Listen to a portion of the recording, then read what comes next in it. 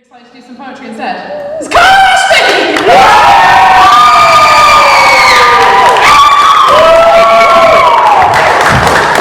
This wasn't going to happen.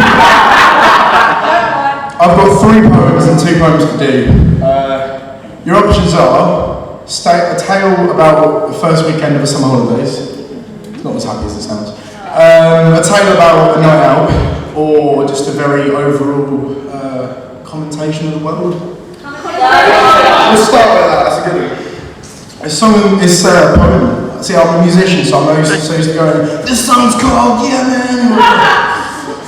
Nah. This song's called Dinosaur We. Born like this, into this, as the chalk faces smile and this is death laughs, as the elevator breaks and the political landscapes dissolve, and as the supermarket bag boy holds a college degree, and as the oily fish spit out their oily prey, and as the sun is masked, we are born like this. Born into this, into these carefully mad wars, into the sights of broken factory windows of emptiness, into the bars where people no longer speak to each other, and fist fights that end in shootings and knifings. Born into this, into hospitals that are so expensive, it's cheaper to die. Into the world of lawyers, where it's cheaper to plead guilty and pay their fines. Into the country where jails are full and madhouses empty, and into a place where the masses elevate fools into rich heroes.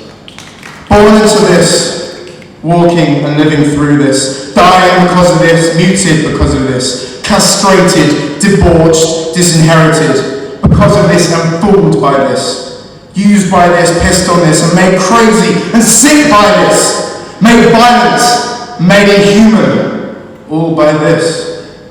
The heart is blackened, and the fingers reach for a throat, and the gun, and the knife, and the bomb, and the fingers reach towards the unresponsive God, and the fingers reach towards the bottle, and for the pill, and the powder. We are born into the sorrowful deadlines, and we are born into a government 60 years in debt that will soon be unable to even pay the interest on their debt, and then the banks will burn, and money will be useless. And there will be open and unpunished murder in the streets, and there will be guns and roving mobs, and land will be useless. Food will become diminishing return, and nuclear power will have taken over. Many explosions will continue to shake the earth. Radiated robot men will stalk each other, and the rich and the chosen will watch from their space platforms, and Dante's Inferno will look like a child's fucking playground compared to the world we will see. The sun will not be as seen again, and it will always be night, and trees will die, and vegetation will die, and radiated men will eat the flesh of radiated men, and the sea will be poisoned, and the lakes and rivers will vanish, and rain will be the new gold. The rotting bodies of men and animals will stink in the dark wind, and the last few survivors will be overtaken by new and hideous diseases, and the space platforms will be destroyed by attrition, and the petering out of the supplies and the natural effect of general decay. And then, after everything is gone, there will be the most beautiful silence you'll ever hear. And born out of that, the sun, still hidden far away, will shine again.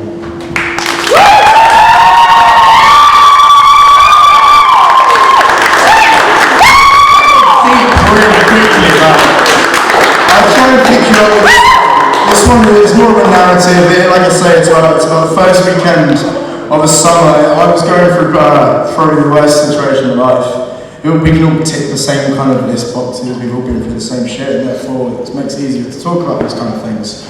But instead of wallowing, I decided to go out and see my friends, and that's what this is. This is the first big weekend of the summer.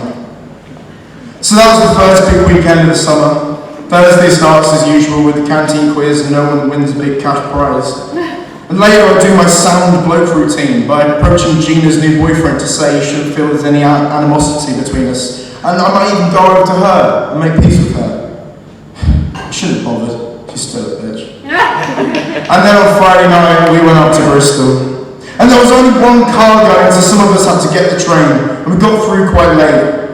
We went to the pub to take the gear, and there was no problem getting in as we saw some of our mates waiting down the front of the queue. We skipped in.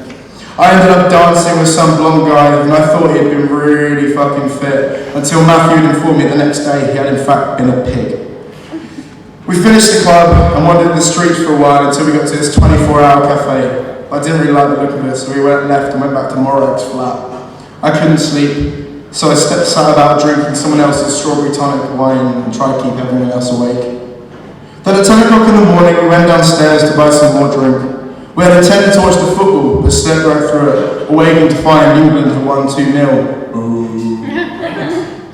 We then went and got on the train and had a few in the station bar. We had some stuff left from previous night supplies, so we headed back to John's house and went down to his indie disco. Same story as Friday night, lots of hugging, lots of dancing, lots of pills, lots of fun. I couldn't sleep again, so we went to the park to look at the tomb, taking a detour through the play park. We had to climb over a 10-foot steel fence, which resulted in severe bruising to our hands, feet, legs, and groins. But we had a laugh though, it was alright, especially on the tube slide, which probably doubles up as a urinal for drunk teens. Then we walked through the woods to look at the tomb. It was a big disappointment, but the mist on the lake was cool. Sunday afternoon, we had a beer and Sunday afternoon, we went up to John's and had a beer just in time to watch The Simpsons. It was a really good episode about love always ending in tragedy, except of course with Marge and Homer. And it was quite moving in the end, and to tell you the truth, my eyes were a little bit dumb. We watched these young girls in swimsuits have a water fight in the street. We went up to the pub about 10. It was busy for a Sunday night. Lots of people I knew, including my first ever girlfriend, who I still find quite attractive. But quite frankly, I didn't really speak to her. She's probably still a bitch too. Her friend Galina was there though, and we had a nice chat and it was quite pleasant. At the same time, I watched my mate Malcolm try and chat up a girl we know called Jo, as he remarked about her skirt that was barely there the other night. Smooth. Whee! My scrolling is going all over the place! Whee! That's not it. I had a chat with her and she was quite pleasant as well. I couldn't sleep that night again thanks to some seriously disturbing nightmares, and my mate Matthew said I should cut down on the cheese. Eventually, I slept on Monday afternoon. It was a beautiful day. And later that evening, Malcolm introduced me to the power of the no-down car. 1.69 litre and 8.2 engine. Judith and Laura came round later and we sat in my garden and drank. And then Matthew came round again and we went uptown. It's officially summer. We went out for the weekend, but it lasted forever. I got high with my friends and it's officially summer.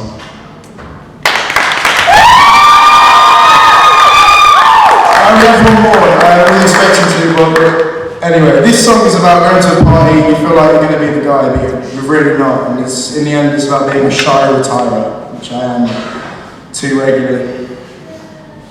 Another bloated disco. Another sniff of romance I'll forget. We promised to ourselves before we came out that we'd do something we'd regret.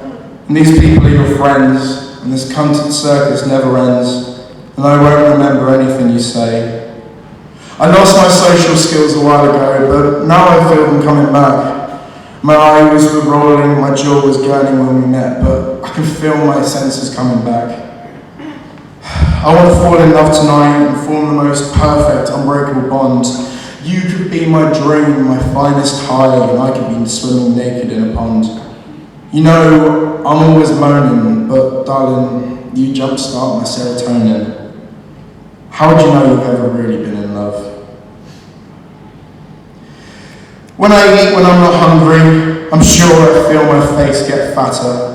And then I thin out every weekday, and I wonder, will she want me?